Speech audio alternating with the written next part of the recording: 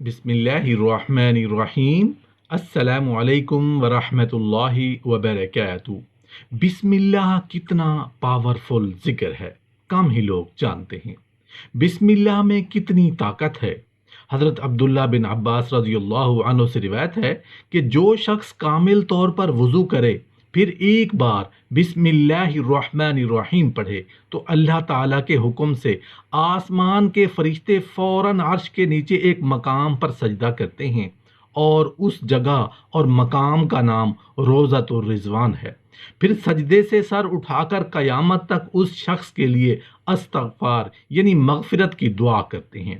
حضرت عمر رضی اللہ عنہ سے روایت ہے کہ رسول اکرم صلی اللہ علیہ وآلہ وسلم نے ارشاد فرمایا کہ جو شخص سچی نیت سے ایک بار بسم اللہ الرحمن الرحیم کہے تو رب کریم اس کے گناہ اگرچہ 60,000 برس کے ہوں معاف فرما دے گا، اس پر جان کنی آسان ہو جائے گی۔ حضرت عثمان رضی اللہ عنہ سے روایت ہے کہ رسول اللہ صلی اللہ علیہ وآلہ وسلم نے فرمایا، جو شخص محبت سے ایک بار بسم اللہ الرحمن الرحیم کہے تو اللہ تعالیٰ اس کے گناہ اگرچہ 80,000 برس کے ہوں معاف فرما دے گا، اس کی قبر میں دنیا کے برابر فراخی ہوگی اور قیامت تک اس کی قبر روشن رہے گی۔ حضرت علی المرتضیٰ شیر خدا کرم اللہ وجہ الکریم سے روایت ہے کہ رسول اکرم صلی اللہ علیہ وآلہ وسلم نے ارشاد فرمایا کہ جو شخص عظمت سے ایک بار بسم اللہ الرحمن الرحیم کہے تو اللہ تعالیٰ اس کے گناہ اگرچہ 1,00,000 برس کے بھی ہوں تو معاف فرما دیتے ہیں، اور وہ شخص پل صراط سے بجلی کی طرح گزر جائے گا۔ حضرت علی رضی اللہ عنہ فرماتے ہیں کہ مشکل کام آسان کرنے کی دعا بسم اللہ الرحمن الرحیم ہے، اور فرماتے ہیں کہ بسم اللہ ہر رنج کو دور کرتی ہے اور دل کو خوش کرتی ہے۔ جو شخص 786 مرتبہ بسم اللہ الرحمن الرحیم 7 دن تک روزانہ پڑھے گا اور پھر اپنے مقصد کے لیے دعا کرے گا تو اللہ تعالیٰ ضرور اس کا مقصد پورا فرمائیں گے۔ جو شخص محرم کی پہلی تاریخ کو 311 مرتبہ بسم اللہ لکھ کر اپنے پاس رکھے تو وہ شخص ہر بلا اور ہر مصیبت سے محفوظ رہے گا۔ ایک بزرگ فرماتے ہیں کہ جو شخص 86 مرتبہ بسم اللہ الرحمن الرحیم لکھ کر اپنے پاس رکھے گا تو اللہ تعالیٰ اسے عزت دیں گے، اور کوئی آدمی اللہ تعالیٰ کے حکم سے اسے نہیں ستائے گا۔ جس عورت کے بچے زندہ نہ رہتے ہوں تو بسم اللہ الرحمن الرحیم 61 مرتبہ لکھ کر تعویذ بنا کر پاس رکھے تو بچے زندہ رہیں گے۔ لمحات صوفیہ میں لکھا ہے کہ ایک بزرگ کسی جگہ وعظ کر رہے تھے۔ اس وعظ میں انہوں نے بسم اللہ الرحمن الرحیم کی فضیلت بھی بیان کی۔ یہودیوں کے مکانات بھی نزدیک تھے۔ اس وعظ کو ایک یہودی لڑکی سن رہی تھی۔ اس پر اس بیان کا اثر ہوا کہ وہ دل و جان سے مسلمان ہو گئی اور ہر کام بسم اللہ پڑھ کر کرتی تھی۔ لڑکی کے باپ کو جب اس کی خبر ہوئی تو اس پر بہت سخت ناراض ہوئے اور اسے دھمکی دی تاکہ اسلام چھوڑ دے، مگر وہ لڑکی اپنے اسلام پر جمی رہی۔ لڑکی کا باپ بادشاہ کا وزیر تھا۔ اسے خیال ہوا کہ اگر لڑکی کے مسلمان ہونے کی خبر لوگوں کو ہو گئی تو بڑی شرمندگی ہوگی، اس لیے باپ نے طے کر لیا کہ لڑکی کو سخت بدنام کر کے کسی بہانہ سے اسے ہلاک کر دوں گا۔ باپ نے اپنی بیٹی کو مہر لگانے کی شاہی انگوٹھی دے کر کہا کہ اسے حفاظت سے رکھنا۔ لڑکی نے اپنی عادت کے مطابق بسم اللہ پڑھ کر انگوٹھی لی اور اپنی جیب میں رکھ لی۔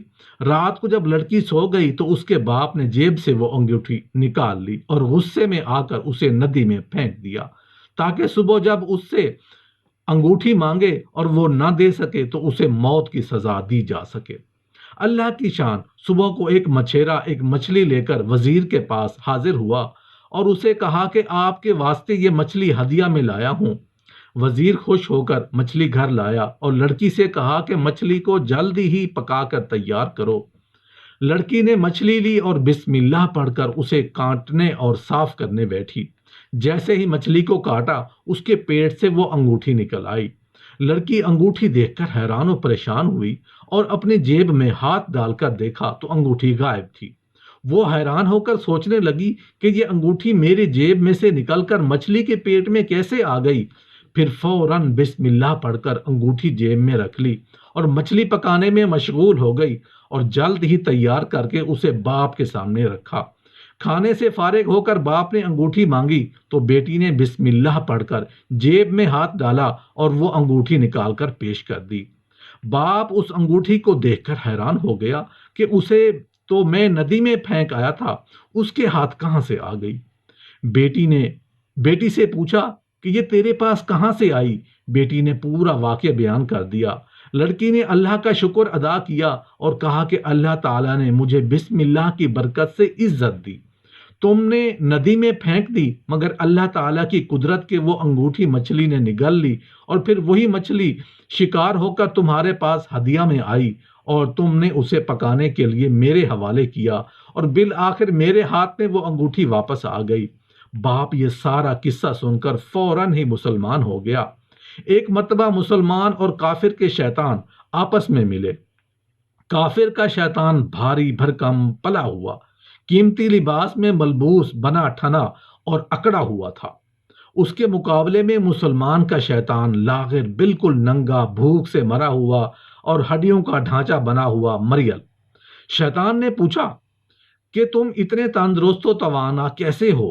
اس نے جواب دیا، میں ایک کافر کا ساتھی ہوں جسے پتہ ہی نہیں کہ بسم اللہ کیا ہوتی ہے، اس لیے کہ میں اس کے کھانے پینے اور اوڑھنے جانے والے اور ہر کام میں شریک ہوتا ہوں اور اس لیے پلایا ہوا اور ہٹا کٹا ہوں۔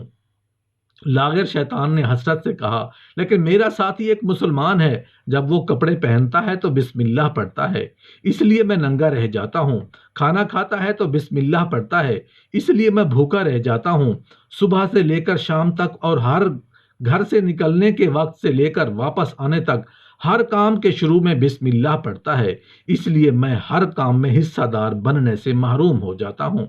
نتیجتاً تم مجھے دیکھ رہے ہو، میں لاغر اور کمزور اور بالکل سوکھا ہوا ہوں۔ میرے پاس نہ کچھ کھانے کے لیے ہے، نہ پہننے کے لیے، نہ سواری کے لیے ہے، نہ رہنے اور سونے کے لیے، بالکل پردیسی، غریب الدیار، مفلس اور اپاہج نظر آتا ہوں۔ میں بسم اللہ کے تازیانے اور چابک کی وجہ سے کبھی پنپ نہیں سکوں گا اور اسی طرح سسکتے سسکتے دنیا سے رخصت ہو جاؤں گا۔ حضرت عیسیٰ علیہ السلام کا ایک شخص پر گزر ہوا جو بڑے بھاری سانپ کا شکار کرتا تھا۔ اس سانپ نے حضرت عیسیٰ علیہ السلام سے کہا کہ اے نبی، اس سے کہہ دیجئے کہ مجھ میں بڑا قاتل زہر ہے۔ آپ نے اس کو منع کیا، وہ نہ مانا۔ پھر دوبارہ حضرت عیسیٰ علیہ السلام کا اس پر گزر ہوا۔ اس وقت آپ نے فرمایا، اے شخص، کیا تو نے سانپ کو پکڑ لیا؟ یہ کہہ کر سانپ کی طرف نظر کی، اس نے مارے شرم کے اپنا سر اپنے دم کے نیچے چھپا لیا اور کہنے لگا کہ اے روح اللہ، یہ مجھ پر اپنی قوت سے غالب نہیں آیا بلکہ بسم اللہ الرحمن الرحیم کی بدولت غالب ہوا۔ بسم اللہ نے میرا زہر باطل کر دیا۔ جو شخص بسم اللہ الرحمن الرحیم 600 مرتبہ لکھ کر اپنے پاس رکھے تو لوگوں کے دلوں میں اس کی عزت ہوگی اور کوئی اس کے ساتھ برابر برا برتاؤ نہیں کرے گا۔ 101 مرتبہ بسم اللہ الرحمن الرحیم کاغذ پر لکھ کر کھیت میں دفن کر دیں تو کھیتی تمام آفات سے محفوظ رہے گی اور اس میں برکت بھی ہوگی۔